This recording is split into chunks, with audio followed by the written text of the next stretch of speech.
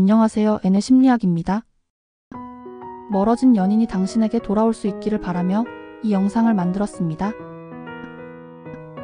그 사람은 왜 그토록 그리워지는 걸까? 문득 떠오르고 자꾸만 생각나고 다시 보고 싶고.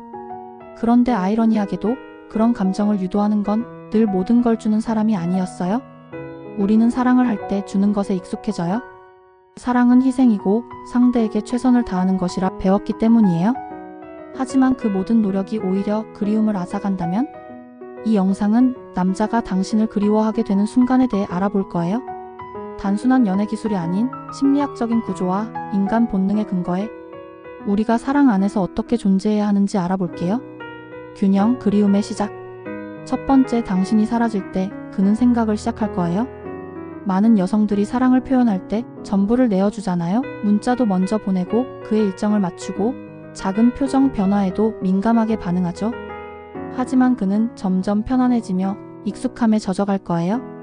심리학자 존 가트먼의 감정적 홍수라는 개념이 있어요.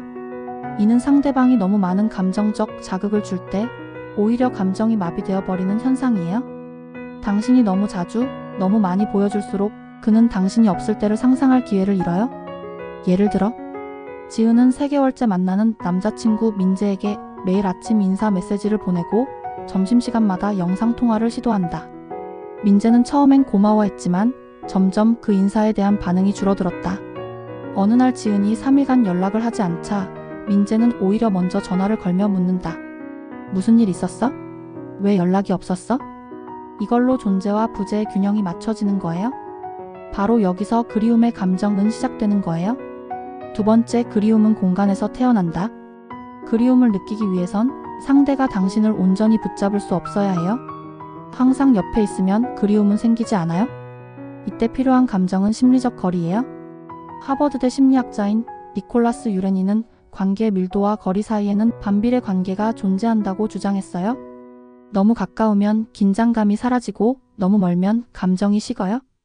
당신이 적절한 거리와 여백을 둘 때 그는 당신의 빈자리를 느끼고 스스로 생각하게 돼요.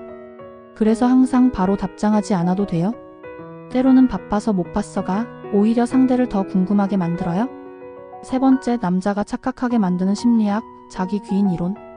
당신이 조금씩 멀어질 때 남자는 이런 생각을 해요. 내가 뭘 잘못했나? 요즘 내게 관심이 줄어든 건가? 이때 자기 귀인 이론이 작용해요.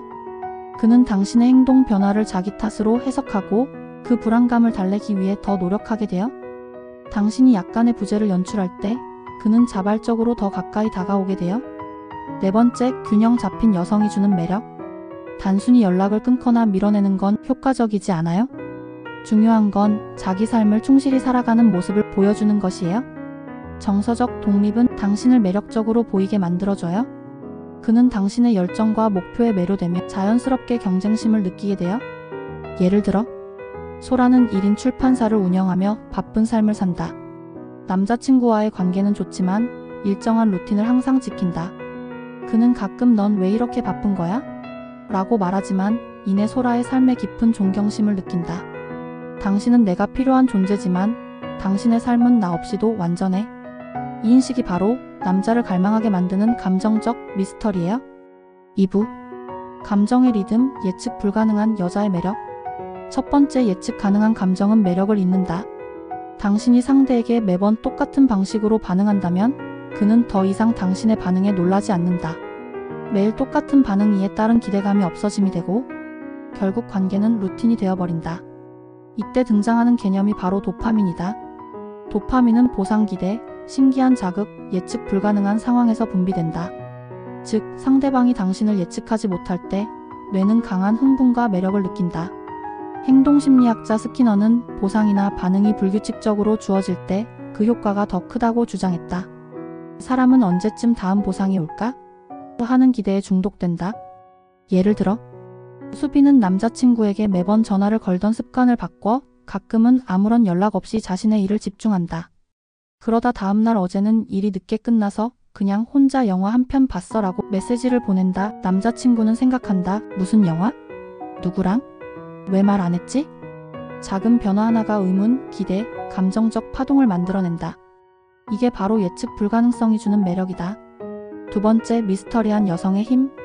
심리학자 다니엘 웨그너는 억제 효과를 제안하며 생각하지 않으려 할수록 더 생각난다고 말했다. 당신이 모든 감정과 정보를 드러내지 않고 일정 부분을 숨길 때 남자는 알고 싶다는 본능적인 욕구에 사로잡힌다. 너무 투명한 건 매력적이지 않다. 조금은 흐릿하고 약간은 궁금한 사람이 오래 기억된다. 세 번째, 예측할 수 없는 순간이 감정을 움직인다. 감정은 리듬을 타야 한다. 항상 좋은 말, 항상 잘 웃는 반응은 오히려 감정의 밋밋함을 만든다. 때로는 예상 밖의 반응이 관계를 더 생동감 있게 만든다. 예를 들어, 민지는 평소 유쾌하고 긍정적인 사람이지만 어느 날은 조용히 앉아 생각에 잠긴 모습을 보여요. 그래서 남자친구가 물어요. 무슨 일 있어? 민지는 미소를 지으며 말해요. 그냥 요즘 많은 생각이 들어. 나중에 얘기해줄게. 이런 짧은 순간이 호기심, 걱정, 보호 본능, 그리고 끌림을 동시에 자극해요. 네 번째, 기억을 디자인하라. 우리는 상대방과의 시간을 전체적으로 기억하지 않는다. 대부분 가장 강렬했던 순간과 마지막 인상을 기반으로 기억한다.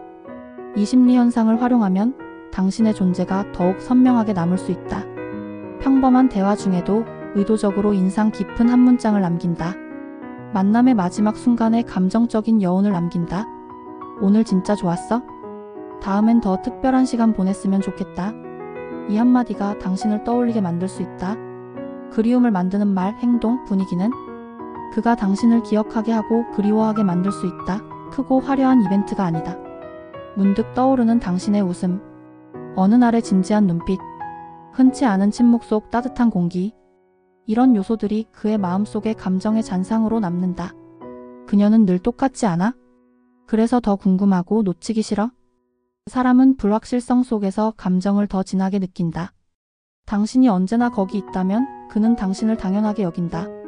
하지만 당신이 리듬을 타고 변화하며 자신의 삶을 즐기는 사람일 때 그는 당신이 없을 때의 공허함을 진심으로 느끼기 시작한다. 3부 감정적 긴장감, 미묘한 밀당의 심리학. 첫 번째, 그가 당신의 반응을 기다리게 만들어라. 많은 여성들이 누군가에게 호감을 느끼면 그에게 즉각적이고 다정하고 예측 가능한 반응을 보이곤 한다. 그는 처음엔 편안함을 느끼지만 곧 당신의 모든 반응을 당연하게 받아들이기 시작한다. 심리학에서는 이를 반응 익숙화라고 한다. 즉, 같은 자극에 반복적으로 노출되면 그 자극의 효과는 점점 줄어든다. 예를 들어, 서연은 남자친구의 말에 항상 응, 좋아? 그래 알았어로 밝게 반응해요. 하지만 어느 날은 잠시 뜸을 들이다 이번엔 좀 생각해볼게 라고 반응해요. 그 순간 그는 어색한 침묵을 느끼고 당신의 반응을 기다리는 입장이 돼요. 그는 당신의 반응을 예상하지 못할 때 비로소 당신에게 집중하기 시작해요. 두 번째, 감정적 반응은 온도 조절이 핵심. 감정의 온도를 항상 37도에 맞출 필요는 없다.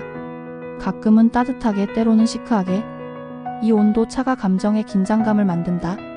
심리학 이론의 강화 대비 효과로서 갑작스러운 변화는 감정 반응을 훨씬 더 강렬하게 만든다. 평소 무덤덤하던 사람이 한번 따뜻한 미소를 지으면 그 효과는 배가 된다. 예를 들어, 민서는 평소 시크하게 대화하던 남자에게 어느 날 커피를 사주며 말을 걸어봐요. 오늘 좀 피곤해 보여서 커피 마시면 좀 나아질 거야. 남자는 예상 밖의 따뜻함에 멍해지고 그날 이후 자꾸만 그녀를 떠올리게 만들 수 있어요. 세 번째, 즉흥성과 깜짝 행동의 조합. 계획된 만남, 정해진 대화, 일정한 루틴은 안정감을 주지만 설렘은 줄 수 없다. 관계의 긴장감을 주려면 가끔은 예상 밖의 즉흥성이 필요하다. 오늘 그냥 생각났어? 지금 같이 걷고 싶어서. 이 한마디는 당신이 필요하다는 말을 자연스럽고 로맨틱하게 전달한다. 네 번째, 불안정한 감정 구조, 그 안에 존재하는 끌림. 심리학자 메리 에인스워스는 애착 이론에서 불안정 애착을 설명한다. 사람은 애매한 반응, 간헐적인 관심에 더 강하게 집착하게 된다. 하지만 중요한 건 건강한 밀당이라는 것이다.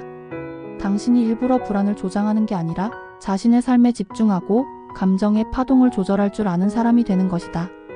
다섯 번째, 그의 불안을 자극하라. 하지만 상처는 주지 말라.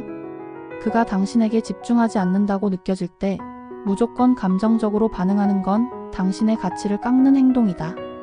대신 자연스럽게 존재감을 감추는 방식으로 반응하는 게 효과적이다.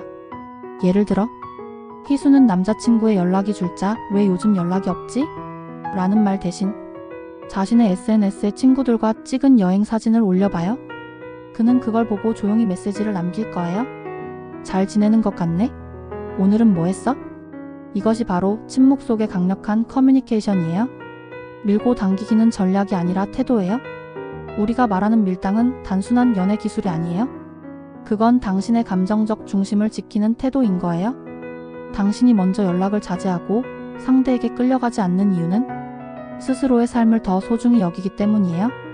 진짜 매력은 내가 나답게 사는 삶에서 나온다. 그리움은 거절에서 오는 게 아니에요. 사랑을 독점하지 않고 감정을 조절하며 상대가 당신을 스스로 갈망하게 만드는 것. 그것이 진짜 밀당이고 진짜 매력이에요. 여러분의 연애를 응원하는 N의 심리학이었습니다. 끝까지 시청해주셔서 감사해요.